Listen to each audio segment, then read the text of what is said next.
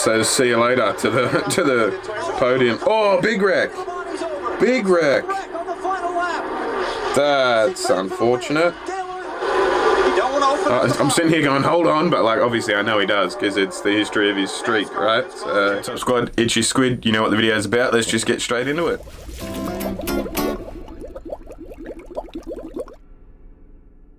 Thanks for clicking on this one, guys. I know it's been a long time since I did a motorsport video, but we're here now. Restricted play tracks. When NASCAR showed up at Daytona and Talladega from 2001 to about 2017, Junior was nearly always the man to beat. While his most famous superspeedway victories came out of Daytona, he was most dominant of all at the Talladega Superspeedway. Alright, interesting. How dominant was he? Well, more on that right after this. Back when he was in the 8. Which means school is starting, the NASCAR season's ending, and you probably... It's been a while since I reacted to stuff, so... And I haven't watched any NASCAR this year, none whatsoever, which has been a bummer, but it's just been through circumstance, you know, parenting 2 kids under 2. Well, 1 over 2 now. It was his birthday the other day, but you know what I'm saying. Forgive me for not knowing stuff. It's a reaction, right? Fresh, delicious food that saves time. Let's skip through his ad. That's easily available to me is a must. And I gotta tell you, it was really good. And skipping through his ad. Again, go and check it out, obviously. As always, with all my reactions, the link is right at the bottom of the description if you want to check out the original video. I don't expect you to watch the tiny little square that I have on here. It's just for reference for you to watch me reacting and stuff, but yeah. Junior's career was Earnhardt country already. For a decade plus, Dale Earnhardt had forged a legacy of dominance that continues to be well known to this day. And at the time family affair. The Cup, Earnhardt Sr. was coming back to dominance after a brief fall-off. In the 2000 Winston 500, Dale Jr. led the closing laps while his father was mired back around 20th. In around 4 laps, the Intimidator charged up into the lead and scored what would be his 76th and final career victory of his Winston Cup career. A year later, his son would start to forge his own legacy. Still, that would have been pretty cool, being on the podium with your son. Heading into the 2001 EA Sports 500, Junior had already helped heal the sport in more ways than one.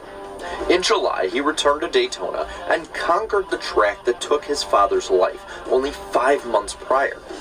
It was a showing of that would have been a big and was the start emotional moment. I think I've reacted to a video about that. Then, in September, after the attacks of 9/11, he came out and came through with a W at Dover. Nice. So, when the series rolled up at Talladega, a year after his dad's last win, he looked primed to make one of the more great and emotional triumphant wins of the 2001 season. Okay. While Junior had a great car and was one of the guys to beat, his teammate and Daytona 500 champion Michael Waltrip was just as formidable. This would be one of the huge points of building for Junior's Talladega dominance. Okay. The fact that DEI became the dominant force of and his teammate and everything as well, bouncing off it. But unlike the number 8 Budweiser Chevy, Waltrip's 15 Napa Auto Parts Chevy could not stay up front or on the track the way that Earnhardt managed to. And that was shown at the end of the 2001 EA Sports 500. With Waltrip out, Junior was alone, without any drafting partner against a snarling pack. How'd he win if he had no drafting partner? That's ridiculous. Oh, I think I remember actually. He teamed up with some rookie or something, maybe? No, I'm thinking of someone else. The white flag is up. Final lap at Talladega. Who's it going to be? Labonte, Earnhardt Jr., Stewart, or maybe somebody out of the back? Look at the move by Jr. at the white flag. Gets underneath him. Bobby Stewart. Blocks Bobby Hamilton. Oh, and says see you later to the podium. Oh, big wreck. Big wreck. That's unfortunate. Dale Earnhardt Jr. and Tony Stewart are side by side. This is for the victory as Jeff Burton. That's unfortunate. At least 10 cars. But I mean, it's a win. A win's a win's a win, right? But hopefully everyone's alright.